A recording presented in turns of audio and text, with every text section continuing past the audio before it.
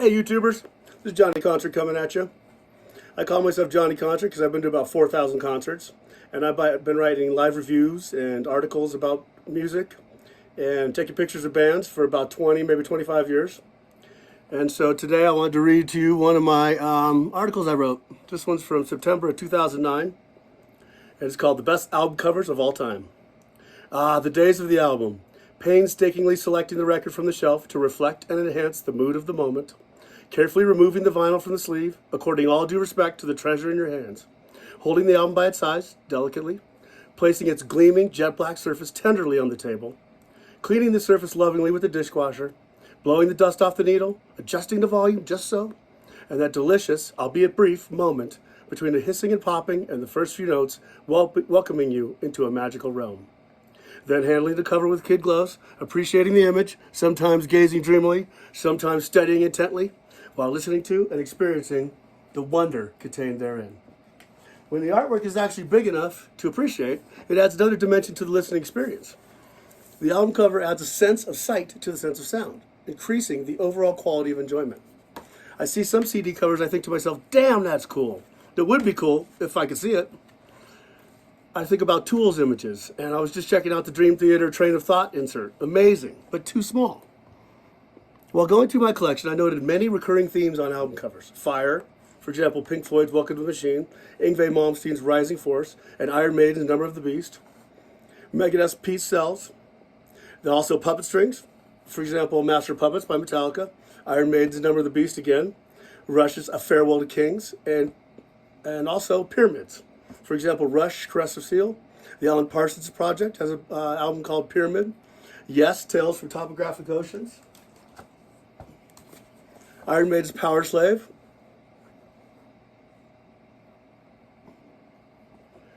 And Pink Floyd's Dark Side of the Moon.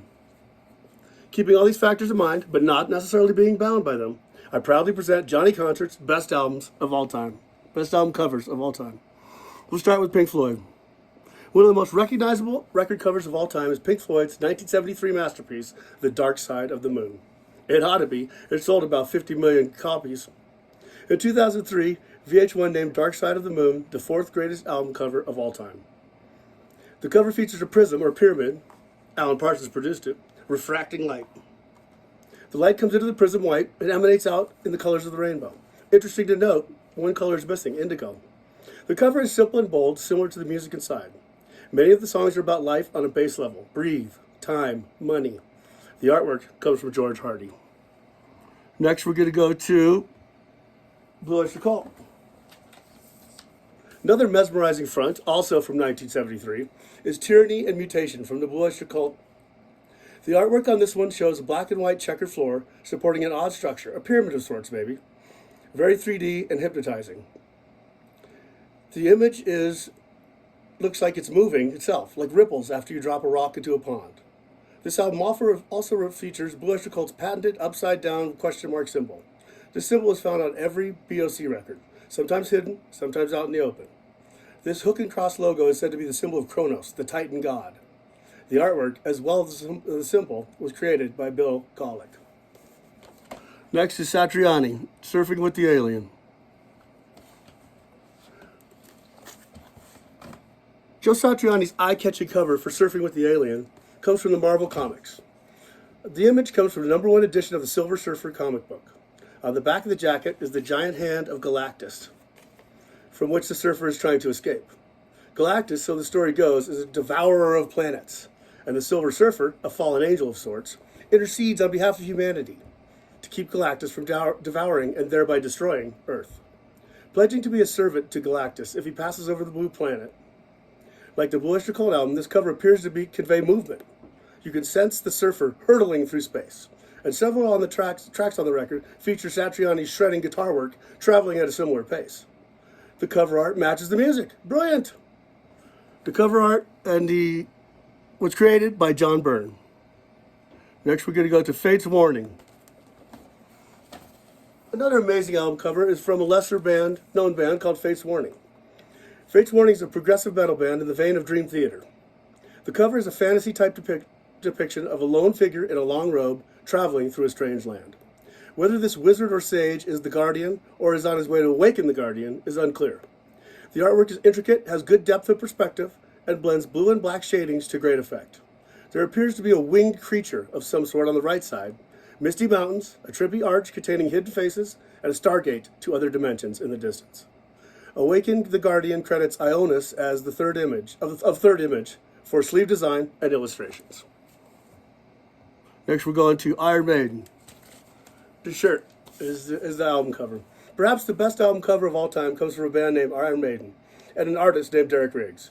Riggs knows about the pyramids, he knows about the fire, and he knows about the puppet strings. Riggs' depictions of Iron Maiden's mascot Eddie are nothing short of remarkable.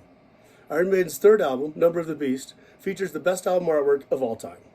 This scene is an end of days type of scene. It shows fire, winged beasts, and Satan in the center controlling man with, you got it, puppet strings. But above Satan looms Eddie. Eddie's about 10 times the size of the devil, and Eddie has his own set of strings controlling Satan. That's right, not one set of puppet strings, but two sets of puppet strings. And in Eddie's other hand is a ball of fire. Asmodeus might be powerful and evil, but Eddie trumps him with his own evil undead skull face. Frightening, quite frightening. The black and blue dark background, juxtaposed with the red lettering spelling out Iron Maiden with a giant metal font, adds to the already terrifying scene. The album cover for Number of the Beast is synonymous with metal. Even more than that, it is metal incarnate.